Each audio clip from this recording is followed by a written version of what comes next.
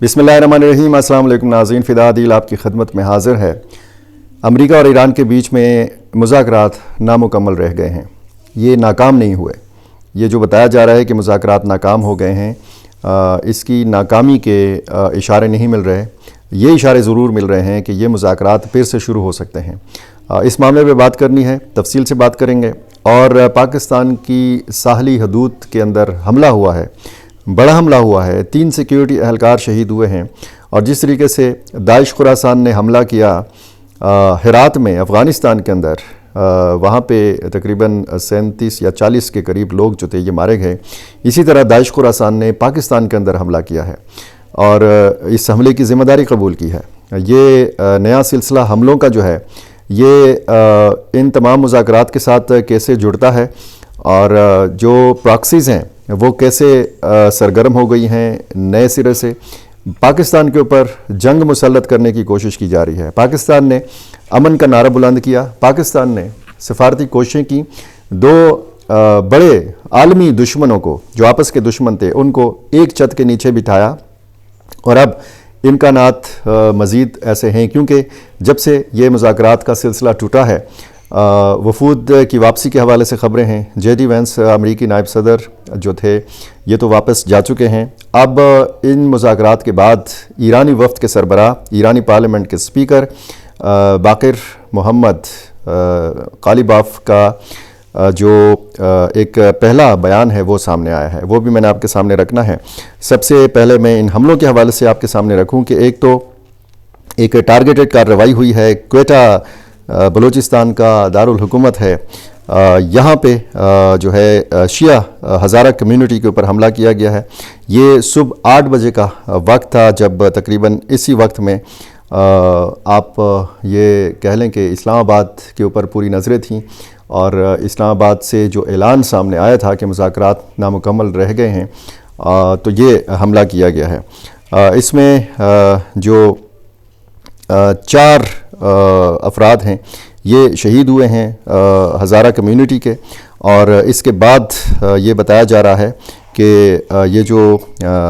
علاقہ ہے اس میں کشیدگی ہے اور لوگ احتجاج پہ بیٹھے ہوئے ہیں اور دھرنا دیے بیٹھے ہیں۔ ان کے ساتھ بلوچستان حکومت کے جو حکام ہیں وہ مذاکرات کرنے میں مصروف ہیں، اور یہ ظاہر ہے کہ ایک ایسی صورتحال ہے کہ جس کے حوالے سے ہم متعدد مرتبہ بلوچستان کے حوالے سے بھی بات کر چکے ہیں، اور روزانہ کی بنیاد پر ہم سیکیورٹی معاملات کے حوالے سے بھی بات کرتے ہیں ان پاکستانی شدت پسند تنظیموں کے حوالے سے جو پاکستان کے اندر سرگرم ہیں۔ اب داعش خراسان کی اگر بات کی جائے تو یہ بیک وقت افغانستان اور پاکستان دونوں میں یہ تنظیم جو ہے یہ سرگرم ہے۔ دوسری طرف یہ جو ایک بڑا حملہ کیا گیا ہے بلوچستان کا ساحلی علاقہ ہے، جیوانی گوادر کا علاقہ ہے، اس کے قریب سمندر میں پاکستان کوسٹ گارڈز کی جو ایک موبائل پیٹرولنگ میں مصروف کشتی تھی اس پہ حملہ کیا گیا ہے، اور جس کے نتیجے میں 3 سیکیورٹی اہلکار شہید ہو گئے ہیں۔ حکام کے مطابق شہداء میں جو ہے یہ افضل نامی اور جمیل اور سپاہی عمیر یہ شامل ہیں، ان کے نام بتائے گئے ہیں۔ اور ابتدائی معلومات یہ ہیں کہ حملہ زمین سے سمندر کی جانب کیا گیا ہے، یعنی پہلے تو خدشات یہ تھے کہ کسی بیرونی یعنی سمندر سے ہی اس کشتی کو نشانہ بنایا گیا ہے یا کسی میزائل سے نشانہ بنایا گیا ہے۔ یہ ابتدائی معلومات حاصل ہو سکی ہیں کہ یہ حملہ جو ہے یہ زمین سے سمندر کی جانب کیا گیا ہے، فائرنگ کے ذریعے کیا گیا ہے، اور مزید حکام نے اس حوالے سے تفصیلات نہیں بتائیں، لیکن ظاہر ہے کہ ایک معمولی حملہ نہیں ہے۔ گوادر پورٹ کی جو اہمیت میں اضافہ ہوا ہے، خصوصاً آبنائے ہرمز کے حوالے سے جب ہم بات کرتے ہیں، اور اس کی بندش کے حوالے سے، اس پر پابندیوں کے حوالے سے، ایران کے اس پہ مکمل کنٹرول کے حوالے سے، اور جو رکاوٹیں جو ترسیل متاثر ہوئی ہے تیل کی اس راستے سے، تو ان سارے حوالوں سے ہم گوادر پورٹ کی اہمیت کے حوالے سے دیکھ رہے تھے، میڈیا میں ہم پڑھ رہے تھے، سن رہے تھے کہ گوادر پورٹ کی اہمیت جو ہے مستقبل میں مزید اس میں اضافہ ہو سکتا ہے۔ گوادر کو مستقبل کا دبئی کہا جاتا ہے،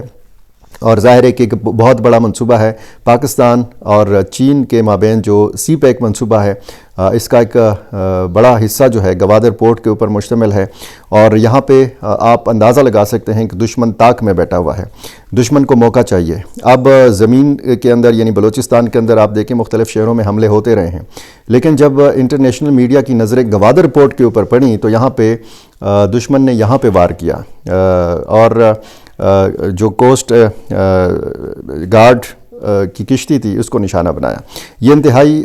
سنگین نوعیت کا واقعہ ہے، اور ظاہر ہے کہ اس میں یہ بھی دیکھا جائے گا کہ جو ہماری ساحلی حدود ہیں، جو بلوچستان کی ساحلی حدود ہیں یا ساحلی جو علاقے ہیں، ان کی حفاظت کے لیے مزید اقدامات کرنے کی ضرورت ہوگی، کیونکہ اب اس طرف بھی نظر رہے گی، کیونکہ ایک تو بلوچستان کا وہ علاقہ ہے جو افغانستان کے ساتھ متصل ہے، جس کی باؤنڈریز جو ہیں، جس کی سرحد افغانستان کے ساتھ لگتی ہے،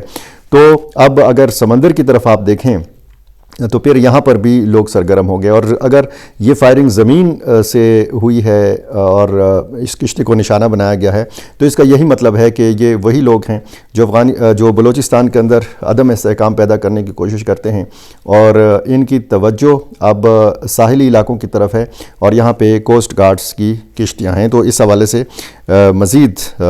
سیکیورٹی جو ہے وہ سخت کیے جانے کا امکان ہے۔ آتے ہیں ان مذاکرات کے حوالے سے بات کریں گے جس کے حوالے سے یہ کہا جاتا ہے کہ جنگ کے کالے بادل ایک بار پھر منڈلا رہے ہیں، لیکن جو امریکی نائب صدر جے ڈی وینس نے اپنی میڈیا کے ساتھ گفتگو میں بتایا، انہوں نے کہا کہ ہم کسی معاہدے پر نہیں پہنچ سکے۔ انہوں نے مذاکرات کی ناکامی یا کسی معاہدے کی ناکامی کے حوالے سے کوئی بات نہیں کی، کوئی تذکرہ نہیں کیا۔ اچھی بات یہ ہے، اچھے مثبت اشارے یہ مل رہے ہیں کہ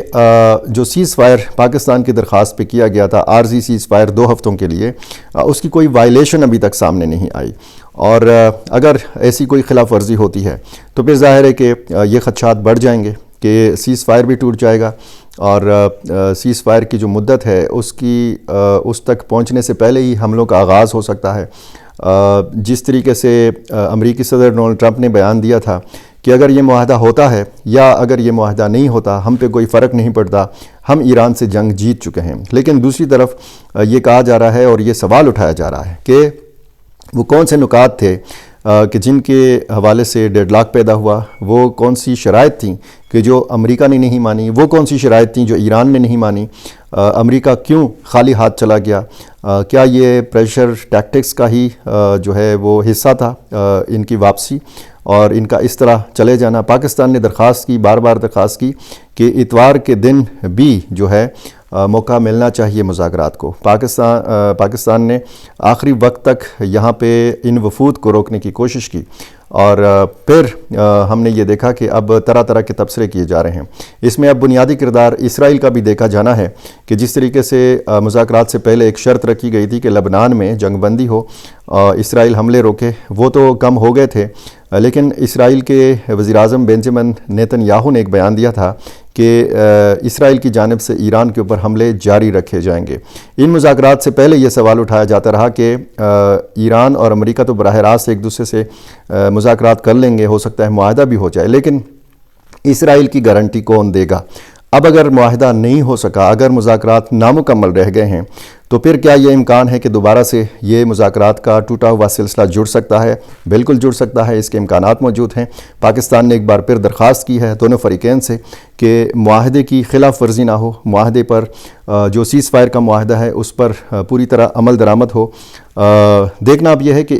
جو ایران کی قیادت ہے وہ آگے مستقبل کے لیے کیا پلان بناتی ہے، کس حکمت عملی کا اعلان کرتی ہے، اور پھر امریکی صدر ڈونلڈ ٹرمپ یا امریکی قیادت جو ہے اس کی طرف سے کیا فیصلہ سامنے آتا ہے۔ ایک پہلا رد عمل جو ہے ایرانی پارلیمنٹ کے سپیکر اور اس وفد کے سربراہ،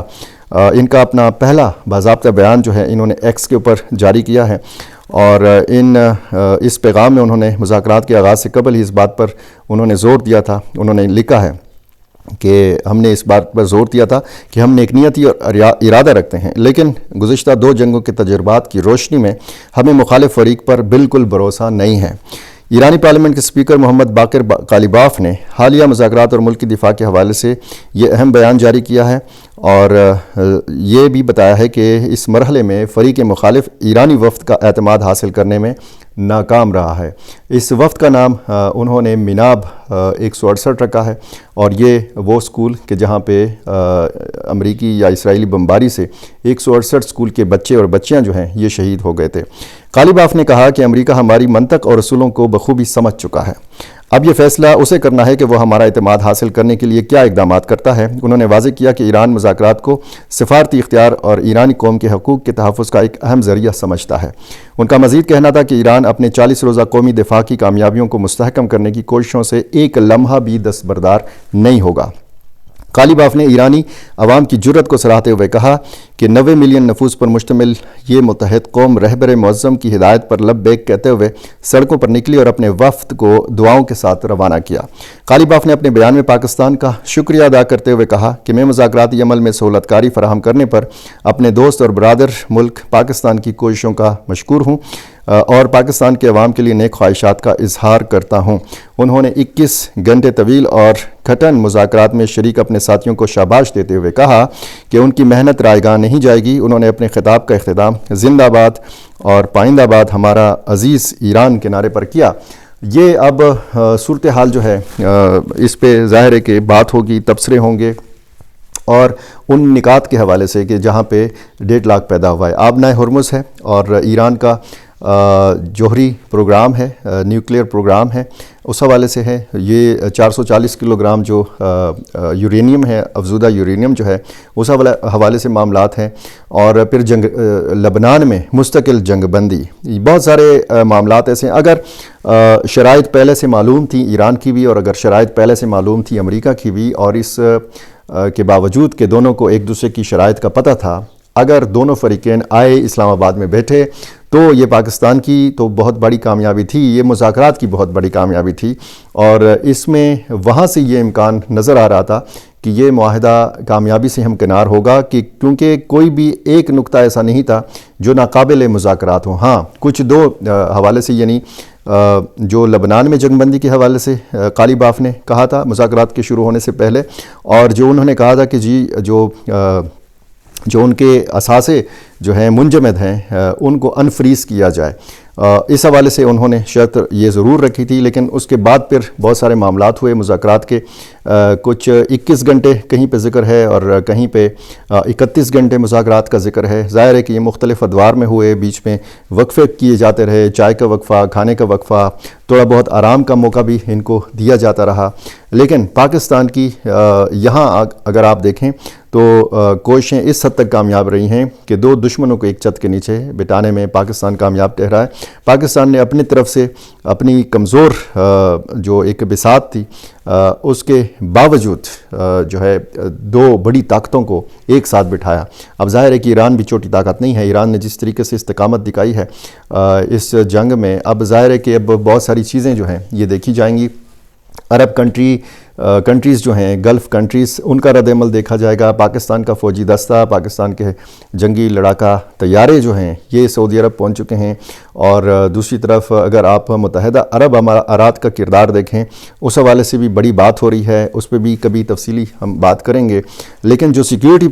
کے معاملات ہیں پاکستان کے اندر، وہ ظاہر ہے کہ یہ ان حملوں کے تناظر میں ہم کہہ سکتے ہیں کہ ایک تشویشناک صورتحال ہے۔ باجوڑ کے حوالے سے جو خیبر پختونخوا کا قبائلی ضلع ہے، یہاں سے خبر یہ ہے کہ ایک لمیٹڈ کارروائی کا یا ایک بڑے لیول کی کارروائی کا آغاز پاکستان کی سیکیورٹی فورسز کی جانب سے ایک بار پھر جو ہے اس کا آغاز ہو چکا ہے۔ باجوڑ میں ایک آپریشن کا آغاز ہو چکا ہے، اس کی تفصیل بھی میں نے آپ کو اگلی ویڈیو میں بتانی ہے۔ میرے ساتھ جڑے رہیے۔ میرے ساتھ جڑے رہنے کے لیے ضروری ہے کہ آپ نے میرا چینل سبسکرائب کیا ہو، اور ہم ان سارے معاملات پہ بھی نظر رکھیں گے، پاکستان کے اندر کیا ہو رہا ہے اور پاکستان کے دشمن پاکستان کے ساتھ کیا کرنے کا ارادہ رکھتے ہیں۔ ان سارے معاملات کے حوالے سے ہماری اور آپ کی بات ہوتی ہے۔ مجھے اپنی رائے سے ضرور نوازا کیجیے۔ بہت شکریہ۔